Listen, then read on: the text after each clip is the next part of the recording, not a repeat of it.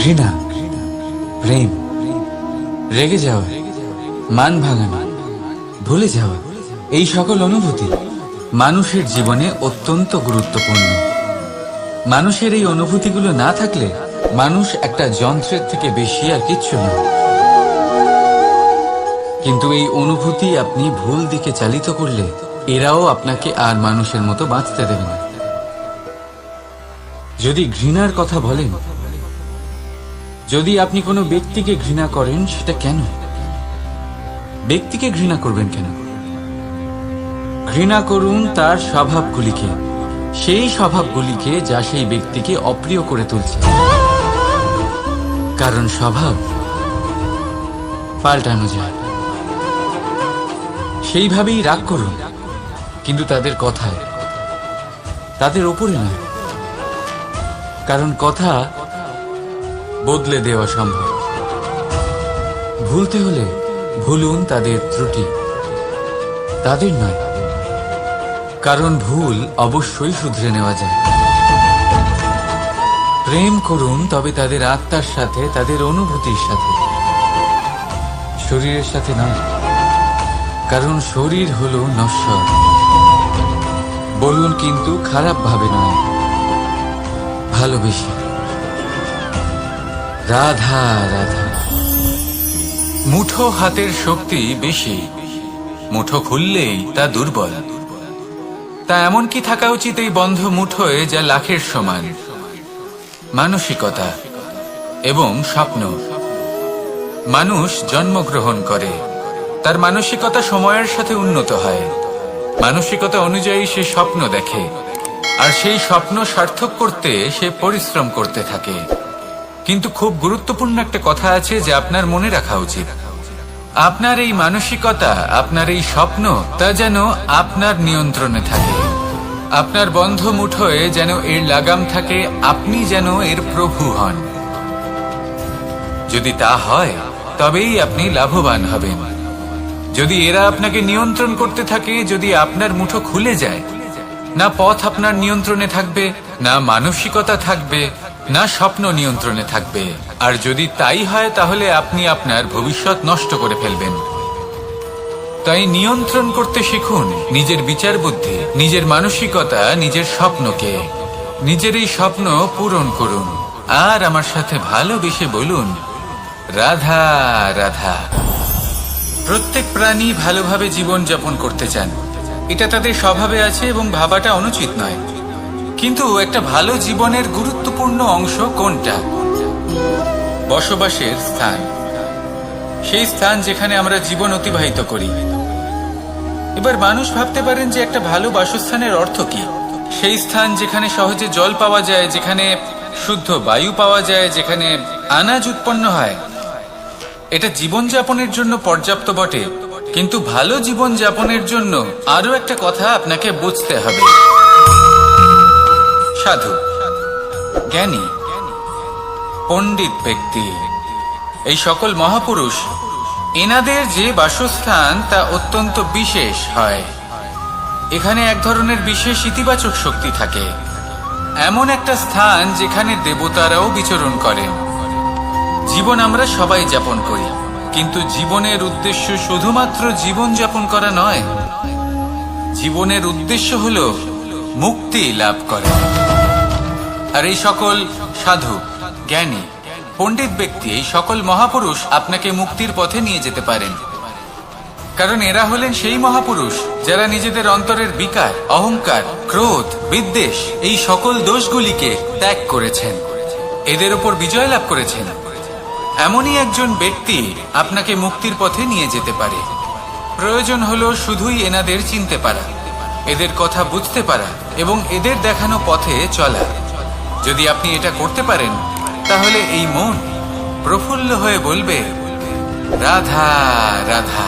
বিগত দিনের কিছু কথা মনে পড়ে গেল। এক অদ্ভুত ঘটনা যা অমূল্য শিক্ষা দিয়ে যেতে পারে। বিষয় হলো যক্ষের সাথে যুধিষ্ঠিরের কথোপকথন।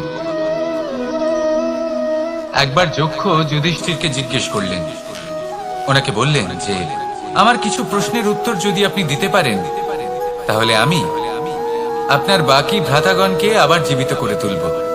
সেগুলোর মধ্যে খুব গুরুত্বপূর্ণ আর কঠিন একটা প্রশ্ন ছিল, এই সংসারে সব থেকে শ্রেষ্ঠ আশ্চর্য কোনটি?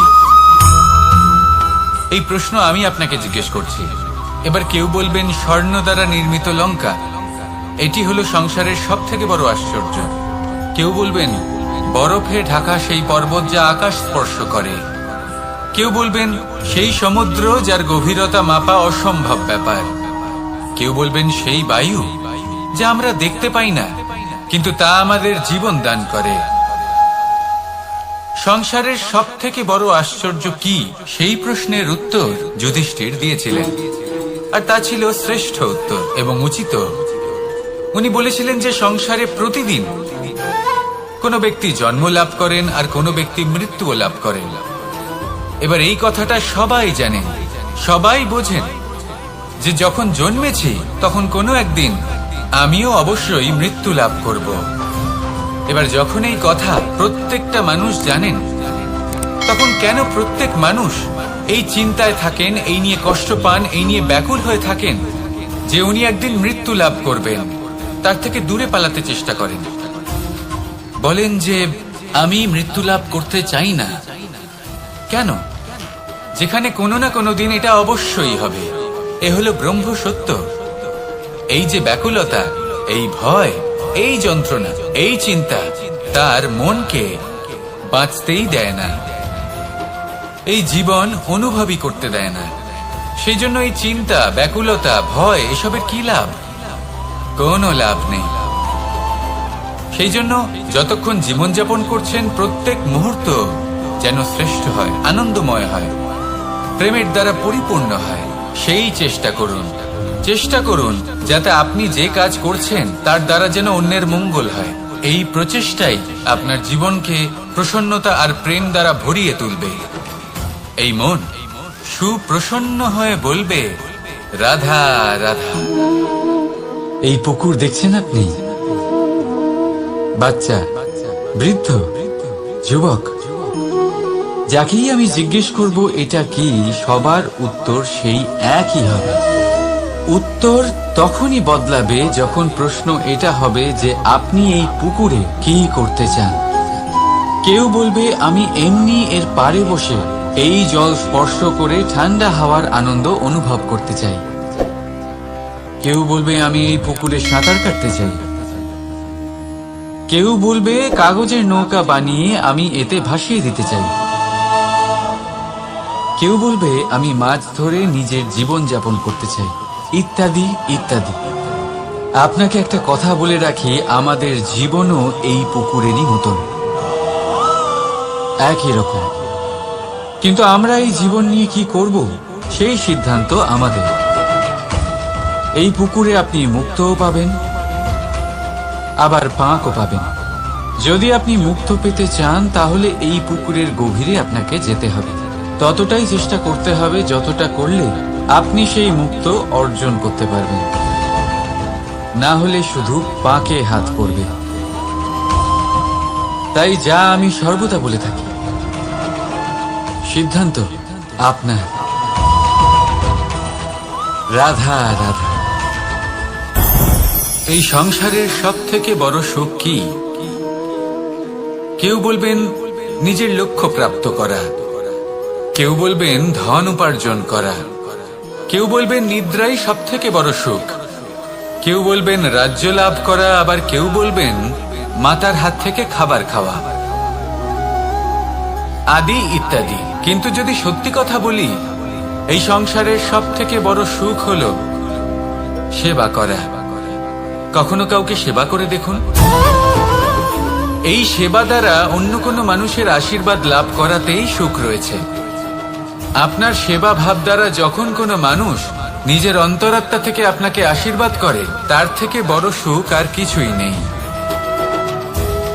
কারণ প্রত্যেক মানুষের মধ্যে ঈশ্বর বাস করেন। নরের সেবাই হলো নারায়ণের সেবা। নিষ্কাম সেবা করাই হলো সব থেকে বড় সুখ। তাই নিজের অন্তরে সেবার এই ভাব জাগ্রত করুন। যে সুখের কথা আমি বলছি সেই সুখ অনুভব করেই দেখুন। এই মন সুপ্রসন্ন হয়ে বলবে রাধা রাধা। বাহ, পুষ্পের সুবাস আমার খুব ভালো লাগে। অত্যন্ত সুন্দর হয় এই পুষ্প। এইভাবে চারিদিকে পুষ্প দেখে মন আনন্দিত হয়ে ওঠে। এবার আপনারা ভেবে দেখুন, আমার চারিদিকে পুষ্প নয়, আগুন আছে। তাহলে কি হবে? আমার শরীর কি জ্বলে যাবে না? অবশ্যই জ্বলবে। শরীরকে কি আগুনের তাপ সহ্য করতে হবে না? অবশ্যই সহ্য করতে হবে। এটাই হলো প্রকৃতির নিয়ম।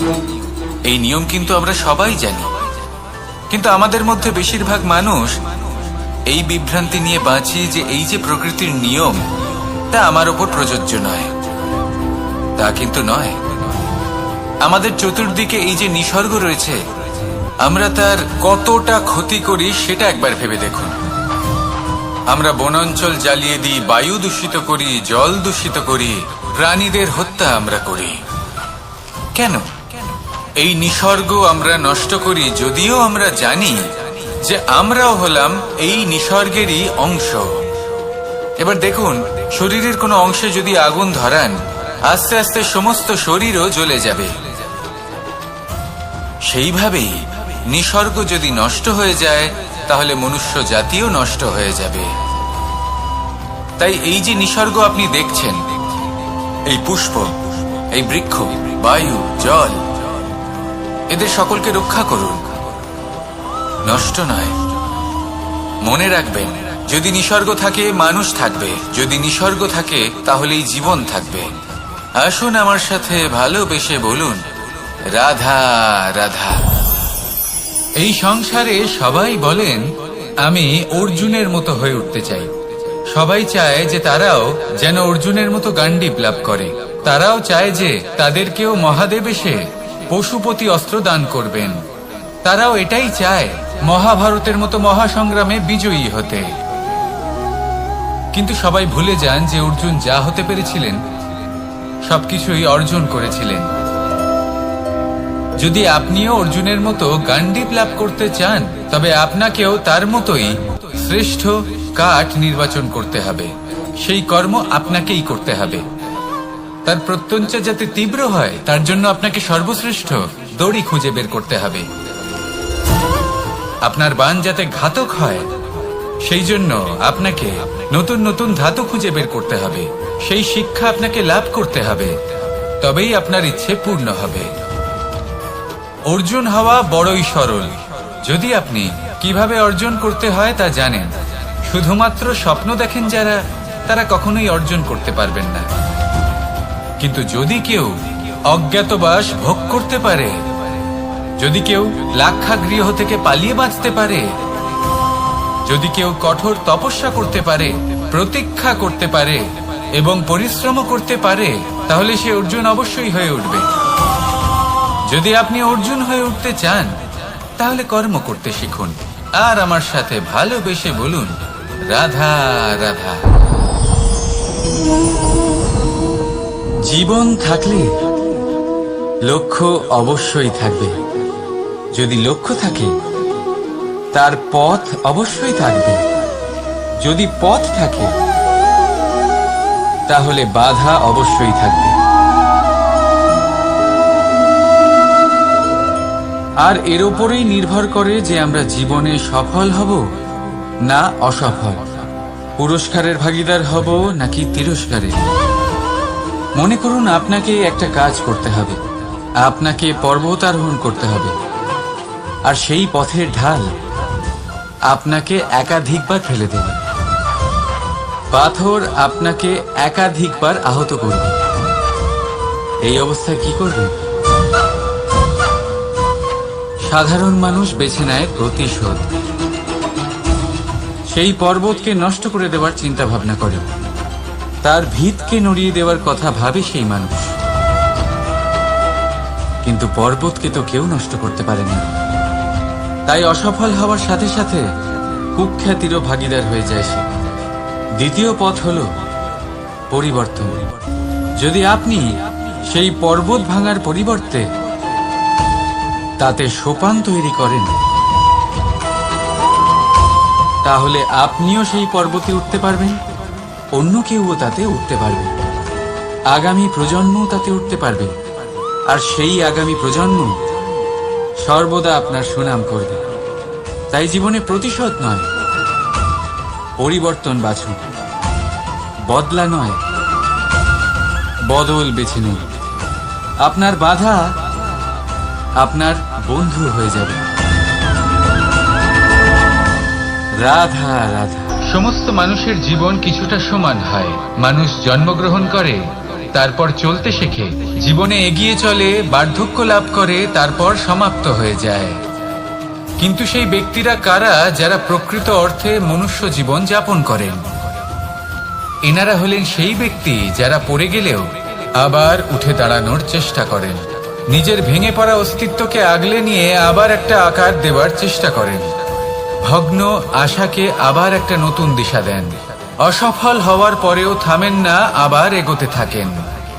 অসফল হওয়ার পরে যদি আপনি থেমে যান তাহলে সাফল্য আপনার সামনে অপেক্ষা করে, কিন্তু আপনি তা দেখতে পান না।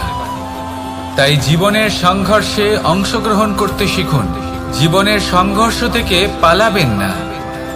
আসুন আমার সাথে ভালোবেসে বলুন, রাধা রাধা। একবার একটা শেয়াল বনে বিচরণ করছিল। ও একটা ছোট্ট শাবক দেখতে পেল। ও ভাবলো, আজ একেই আমি খাবার হিসেবে গ্রহণ করব। আশেপাশে দেখলো কেউ দেখছে না, তো কেউ ছিল না, আর সেই শাবকের ওপর আক্রমণ করলো, যা হলো একটা ঘোর অপরাধ। বনের নিয়ম অনুসারে আপনি কখনোই শাবকের উপর আক্রমণ করতে পারেন না। তারপর এই খবরটা যখন রাজা সিংহ জানতে পারলেন, সভার আয়োজন করলেন। কিন্তু সেখানে শেয়াল বলল, আমি তো এরকম কিছু করিনি। কিন্তু যদি আপনি এরকম বলেন, কোনো প্রমাণ দিন, এর কোনো সাক্ষী আছে? তখন রাজা সিংহ পেঁচাকে ডেকে পাঠালেন, যে সেই মুহূর্তে বৃক্ষের শাখার ওপর বসেছিল, সে সব কিছু দেখেছিল। পেঁচা সব সত্যি কথা বলল, আর শেয়ালকে মৃত্যুদণ্ড দেয়া হলো। এবার এই কাহিনী আমি আপনাকে কেন শোনালাম? কারণ মানুষও কখনো কখনো এরকম কর্ম করেন যা শিয়াল করেছে।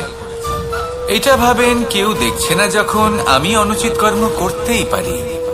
কিন্তু না, আপনি যাই করুন না কেন, কেউ না কেউ অবশ্যই তা দেখছে। কোনো ব্যক্তি না হলেও কোনো প্রাণী, না হলে কোনো যক্ষ বা দেব বা প্রেত। যদি এনারা কেউ না দেখেন, তাহলে ধরিত্রী মাতা দেখেন, যেখানে দাঁড়িয়ে আপনি সেই কর্ম করছেন, তাই না? তাই একটা কথা সবসময় মনে রাখবেন, কে দেখছেন কে দেখছেন না সেই বিষয়ে ভাবা ছেড়ে দিন। এটা খুব সহজ কথা। আপনি যদি উচিত কর্ম করেন, উচিত ফল পাবেন। যদি অনুচিত কর্ম করেন, তাহলে আপনি অনুচিত ফল অবশ্যই পাবেন। সেই জন্য উচিত পথে চলতে থাকুন, উচিত কর্ম করতে থাকুন, আর আমার সাথে ভালোবেসে বলুন, রাধা রাধা। আপনি কখনো কোনো বাজকে নিজের বাসা বানাতে দেখেছেন? এই বাজ যখনই কোনো বাসা বানায়, তখন উঁচু গাছের ডালে বা কোনো পর্বতের শিখরে বাসা বানায়, অনেক উচ্চতায়। আর সেখানে তার সন্তানও জন্মগ্রহণ করে। যখন এই সন্তানেরা জন্মায়, তখন এই বাজ খুবই ভালোবেসে এবং খুব সাবধানে এদের পালন পোষণ করে। নিজের ঠোঁট দিয়ে তাদের ঠোঁটে খাবার পরিবেশন করে। কিন্তু যেই সেই সন্তানেরা হৃষ্টপুষ্ট হয়ে যায় এবং সেই কথা বাজ নিজে বুঝতে পেরে যায়, সেই বাজ নিজেই সেই বাসা ছিন্ন ভিন্ন করে দেয়। সেই সন্তান যাদের সবেমাত্র ডানা গজিয়েছে, কিভাবে উঠতে হয় তারা জানে না, সেই সন্তানগুলিকে উচ্চতা থেকে ঠেলে দেয়। সেই সন্তান প্রথমে ভয়ভীত হয়ে যায়।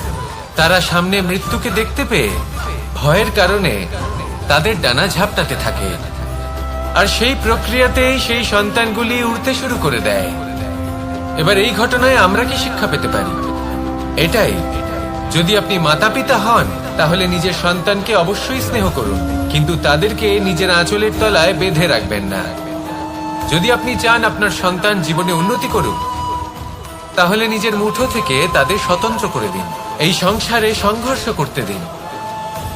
সেই সন্তান নিজেই বুঝতে পারবে যে জন্মের সময় পাওয়া ডানা কি করে ব্যবহার করতে হয়। আর আপনার চোখের সামনে আপনার সন্তান এই আকাশে উড়তে থাকবে। তাহলে আসুন আমার সাথে ভালোবেসে বলুন, রাধা রাধা। সংসারে সবচেয়ে পবিত্র মানা হয় গঙ্গা জলকে। কখনো ভেবে দেখেছেন কেন? কারণ গঙ্গা জলের আবির্ভাব অত্যন্ত শুদ্ধ হয়, তার জন্ম শুদ্ধ হয়, যেখান থেকে তার শুরু সেটাই শুদ্ধ হয়। আর শুরুটা শুদ্ধ হওয়া অত্যন্ত আবশ্যক।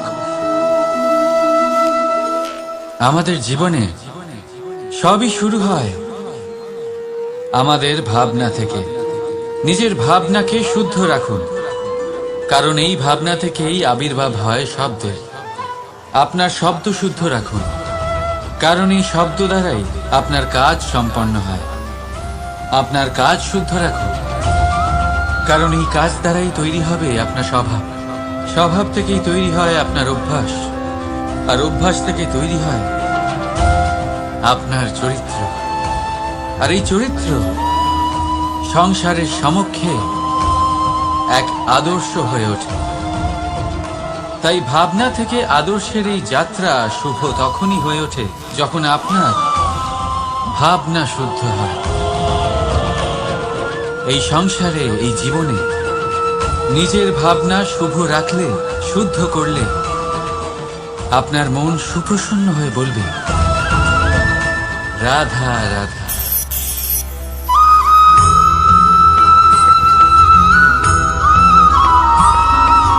বসন্ত ঋতু, এই সময় মন আনন্দে ভরে থাকে। এমন মনে হয় যেন আমরা আকাশে বিচরণ করতে চলে যাই, কিন্তু সেটা তো সম্ভব নয়।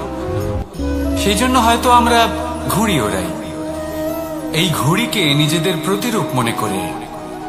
এবার অনেক মানুষ আছেন যারা ঘুড়ি ওড়ান, কিন্তু এই কর্মের সারমর্ম কি সেটা কজন বুঝতে পারেন? আপনি এটা মনে করুন যে আপনি হলেন সেই ঘুড়ি, আর এই সুতো যিনি ধরে রয়েছেন তিনি হলেন পরমাত্মা। আর এই সুতো যেখান থেকে শুরু হয় সেই লাটাই হলো আমাদের কর্মচক্র। এবার আপনি নিজেই অনুমান করুন যে এই উড়ান কার ওপর নির্ভরশীল? পরমাত্মার ওপর আর আপনার কর্মের ওপর। যদি পরমাত্মা আপনার হাত ধরে থাকেন, আপনার সাথে থাকেন, যদি আপনি শুভ কর্ম করতে থাকেন, আপনি এই আকাশে উড়তে থাকবেন। কিন্তু কোথাও যদি পরমাত্মার সাথে এই বন্ধন ছিন্ন হয়, আপনার কর্মচক্র খারাপ হয়ে যায় বা থেমে যায়, তাহলে আপনার এই ঘুড়ি কেটে যাবে আর দূরে কোনো গাছের ডালে গিয়ে আটকে যাবে। তাই শুধুমাত্র ঘুড়ি ওড়াবেন না, তার থেকে শিখুন, পরমাত্মার সাহচর্যে থাকুন, সবসময় শুভ কর্ম করতে থাকুন, আর সবসময় এই আকাশে উড়তে থাকুন। আসুন আর আমার সাথে ভালোবেসে বলুন, রাধা।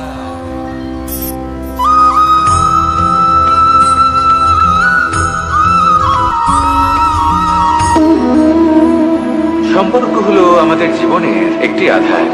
কিছু সম্পর্ক এমন যে আমরা জন্মসূত্রে লাভ করি, যেমন পরিবার, মা, বাবা। কিছু সম্পর্ক আছে যে আমরা জীবনে অর্জন করে থাকি, তা সে প্রেমের হোক, স্নেহের হোক বা বন্ধুত্বের।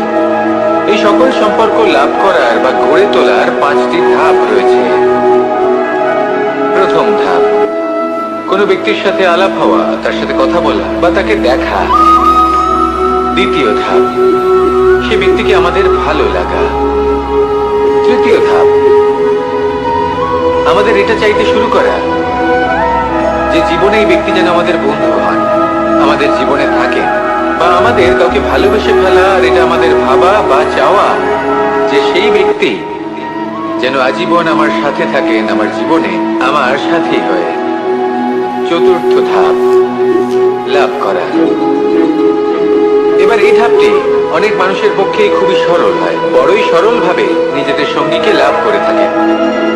কিছু মানুষের জন্য এই ধাপ অত্যন্ত কঠিন হয়ে থাকে। অনেক প্রতিকূল পরিস্থিতির উপর জয়লাভ করে তারা সঙ্গীকে লাভ করেন, কিন্তু লাভ অবশ্যই করেন। এরপরে আসে পঞ্চম, অন্তিম এবং সব থেকে গুরুত্বপূর্ণ ধাপ। সেটা হলো সেই সম্পর্ক পালন করা। এটা হলো এমন এক বিষয় যা প্রত্যেক মানুষের শেখা উচিত। যদি ব্যক্তি নিজের জীবনে সম্পর্ক রক্ষা করতে শিখে যান, তবে প্রত্যেক সম্পর্ক তার জীবনকে স্বর্গ করে তুলবে। আসুন আর আমার সাথে ভালোবেসে বলুন, রাধা রাধা।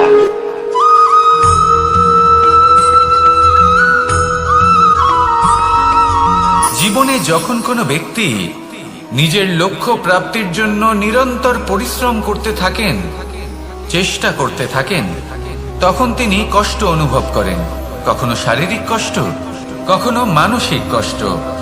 এবার উনি এটা ভাবতে থাকেন যে আমি কি উচিত করছি নাকি অনুচিত করছি। কারণ অন্যদিকে এমন একজন ব্যক্তিও আছেন যিনি একদমই পরিশ্রম চেষ্টা করছেন না। তিনি মদিরা পান করেন, বিলাসিতায় জীবন কাটান, অলস প্রকৃতির হয়ে ওঠেন, নিদ্রাতে বিলীন হয়ে থাকেন আর ভাবেন যে তিনি সুখ লাভ করছেন। কিন্তু এরকম কেন হয়? কারণ যখন আমরা সৎ পথে থাকি, উচিত পথে চলি, লক্ষ্য প্রাপ্ত করার জন্য চেষ্টা করতে থাকি, তখন আমাদের ভেতরে থাকা নেতিবাচক শক্তি এবং পাপ এই দেহকে ত্যাগ করে দেয়।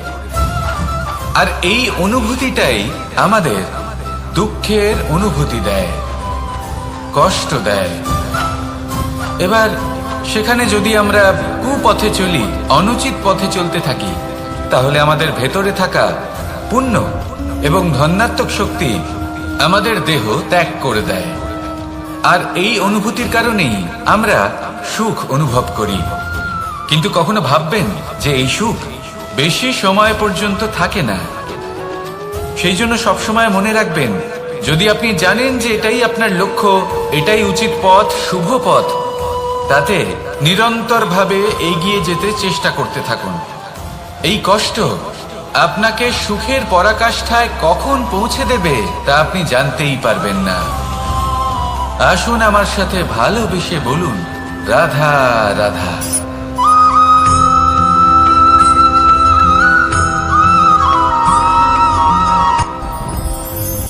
সাথী। সাথী এই শব্দটির ব্যাখ্যা কে কিভাবে করে? মিত্র, সখা, বন্ধু।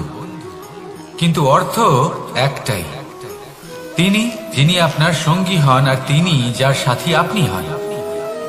এবার সব থেকে বড় প্রশ্ন হলো এটাই যে তিনি কে হতে পারেন যাকে আপনি আপনার সাথী বলে মেনে নিতে পারেন, নিজের সখা, নিজের মিত্র, নিজের বন্ধু মেনে নিতে পারেন। আপনার সাথী হলেন তিনি যিনি দুঃখের সময় আপনার পাশে থাকবেন, আপনার হাত ধরে থাকবেন। আপনার সাথী হলেন তিনি যার হাত আপনি নিজের সুখের দিনে ধরে থাকবেন। সেই সাথীরই হাত ধরুন যিনি দুঃখে সবসময় আপনাকে সাহায্য করার জন্য তৎপর হয়ে থাকেন, আপনার পাশে থাকেন, আর যাকে সুখের দিনে আপনি আপনার সাথে রাখতে পারেন। আর যখন আপনার সাথে আপনার এই সাথী থাকবে, তখন আপনি এটা বুঝবেন যে যখন জীবনে দুঃখ আসে, তখন এই দুঃখ কমে যায়, সবার মধ্যে ভাগ হয়ে যায়। আর যদি তখন সুখ আসে, তাহলে সেটা সবার উপস্থিতিতে আরো বেড়ে যায়। এটাই হলো প্রেম, এটাই হলো ভালোবাসা, এটাই হলো সঙ্গ। যেমন সম্পর্ক আমার আর রাধার মাঝে। তাহলে আসুন আর আমার সাথে ভালোবেসে বলুন, রাধা রাধা।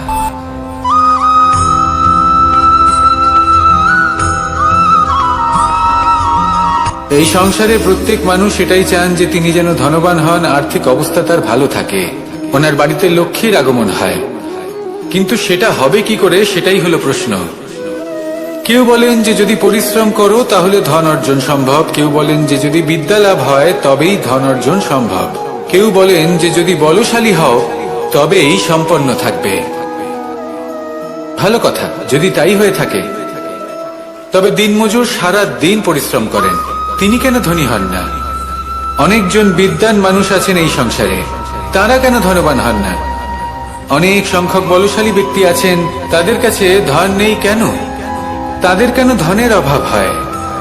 আবার এমনও কিছু মানুষ আছেন যারা পরিশ্রম করেন, তারা দিনমজুর, কিন্তু তারা ধন অর্জন করতে পারেন। কিছু বিদ্বান ব্যক্তি আছেন যাদের কাছে অধিক মাত্রায় ধন রয়েছে, কয়েকজন বলশালী ব্যক্তি রয়েছেন যাদের কাছে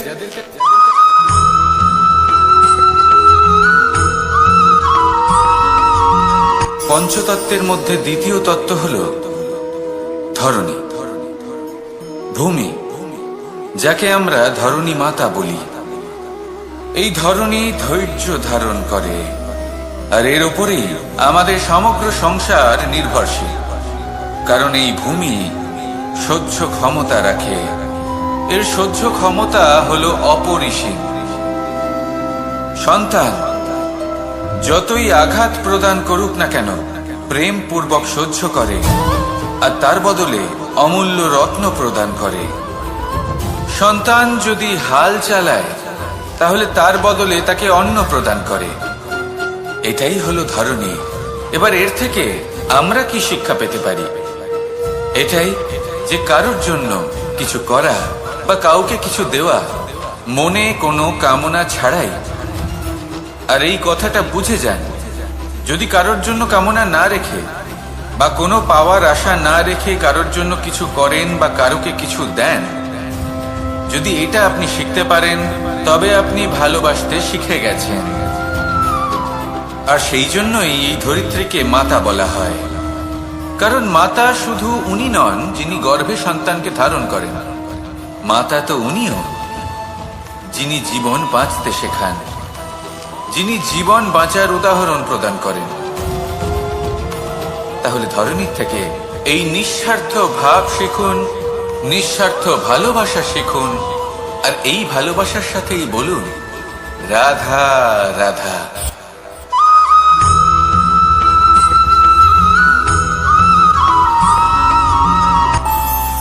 আমাদের মনে যখন কোনো প্রশ্ন ওঠে, কোনো দ্বন্দ্ব জাগে, তখন আমরা যাই আমাদের গুরুর কাছে, আমাদের আরাধ্যের কাছে গিয়ে জিজ্ঞেস করি। এইভাবেই একদিন আমি পৌঁছলাম আমার আরাধ্যের কাছে, আমার মহাদেবের কাছে, আর ওনাকে প্রশ্ন করলাম যে মহাদেব, জীবনে আনন্দ পাওয়ার, উৎসব পালনের, প্রেম ভাগ করে নেবার, জীবনকে উপভোগ করে নেওয়ার সর্বশ্রেষ্ঠ সময় কোনটা? মহাদেব হাসলেন আর উনি বললেন, জীবনে উৎসব পালনের সব থেকে শ্রেষ্ঠ দিন হল মৃত্যুর ঠিক আগের দিনটা। প্রেম ভাগ করে নেওয়ার সব থেকে শ্রেষ্ঠ মুহূর্ত হল মৃত্যুর ঠিক আগের মুহূর্ত। জীবনকে উপভোগ করে নেওয়ার সর্বশ্রেষ্ঠ প্রহর হল মৃত্যুর এক প্রহর পূর্বে। তখন আমি চমকে গেলাম। আমি বললাম, কিন্তু মহাদেব, মৃত্যু তো অনিশ্চিত, আমরা জানিও না কবে আমাদের মৃত্যু হবে। মহাদেব আবার হাসলেন। উনি বললেন যে যদি আমরা এভাবে জীবন কাটাই যে আমরা জীবনের প্রত্যেক দিন, প্রত্যেক মুহূর্ত, প্রত্যেক প্রহর শেষ বলে মনে করি, তাহলে আমাদের সমস্ত জীবন আনন্দের সাথেই অতিবাহিত হবে। কি বলেন?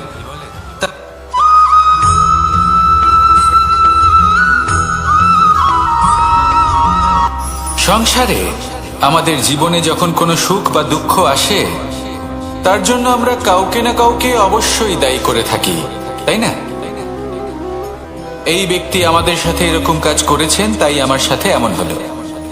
ওই ব্যক্তি যদি এমনটা না করতেন, তাহলে আজ আমি ওই স্থানে পৌঁছতে পারতাম।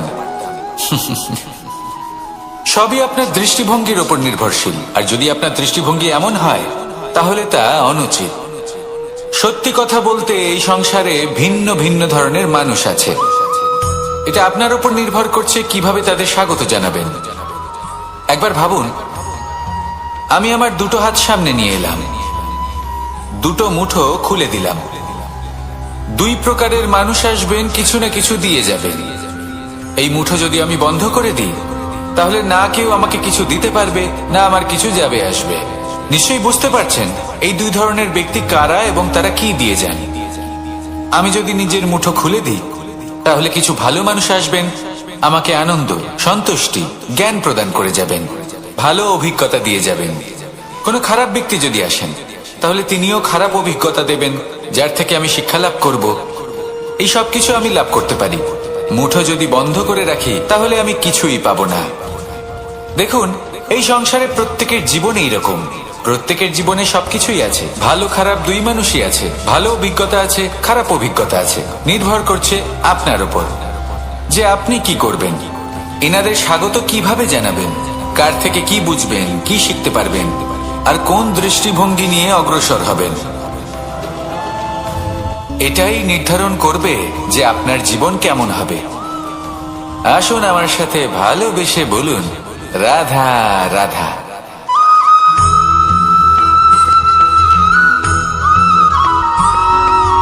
জীবনে অগ্রসর হওয়ার জন্য আমাদের কাকে প্রয়োজন হয়? মাতা পিতা, বন্ধু, প্রেম, সাহায্য, অর্থ, পরিশ্রম, আশা।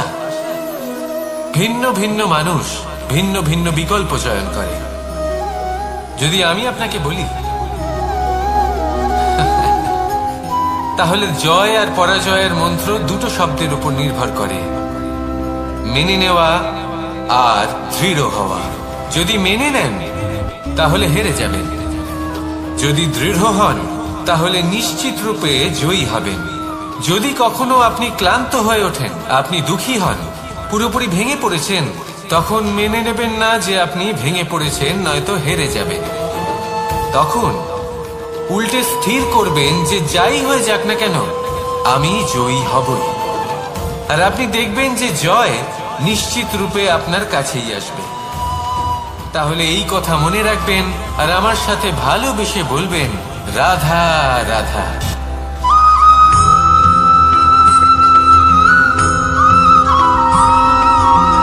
ভালো, শুধু ওনাদের কঠোর ব্যবহার দেখলে আমরা একটু ভয় পেয়ে যাই।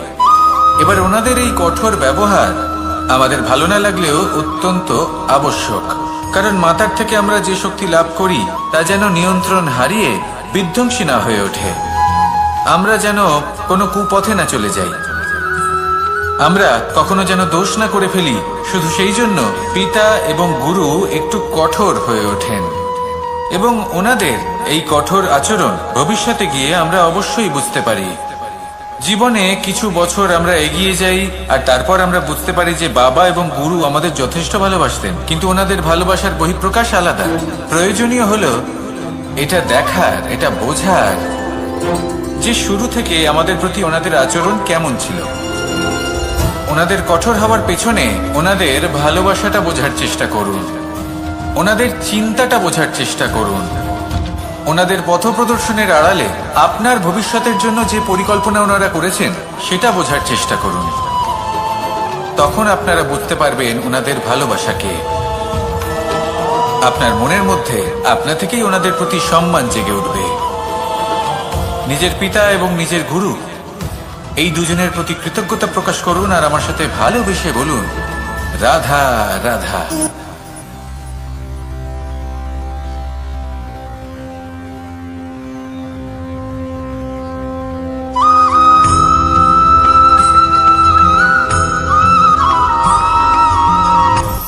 আপনি কখনো পর্বতের শিখরে উঠেছেন?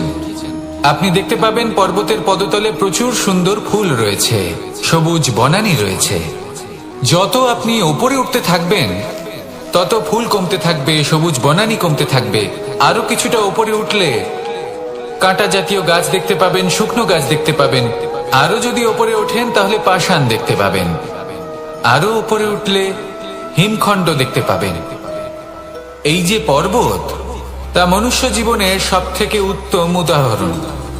মানুষ যখন সাফল্যের শিখরে পৌঁছতে চান, মহানুভবতার শিখরে পৌঁছতে চান, পথে যত আস্তে আস্তে উপরে উঠতে থাকেন ততই ভৌতিক বস্তু তার থেকে বিচ্ছিন্ন হতে থাকে। যদি তিনি সেই ভৌতিক বস্তুগুলি ত্যাগ না করতে পারেন তাহলে কখনোই সেই স্থানে পৌঁছতে পারবেন না।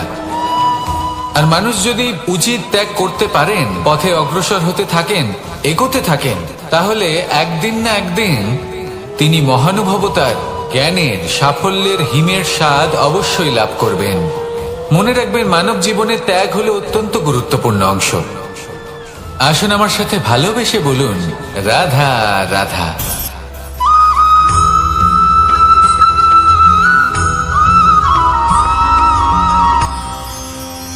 মানুষ তার জীবনে দুই ধরনের পরিস্থিতিকে খুব ভয় পায়। এক, কোনো কারণবশত কারোর সামনে নত হওয়া। দুই, কোনো কারণে নিজের চরিত্র থেকে, নিজের মূল্যবোধ থেকে বিচ্যুত হওয়া। এবার কেন হয় এরকম যে কথায় কথায় কারোর সামনে নত হতে হয়? কেন বারংবার নিজের চরিত্র থেকে চ্যুত হতে হয়? এরকম কেন হয়? এটা তখনই হয় যখন আমাদের শিক্ষা এবং মূল্যবোধের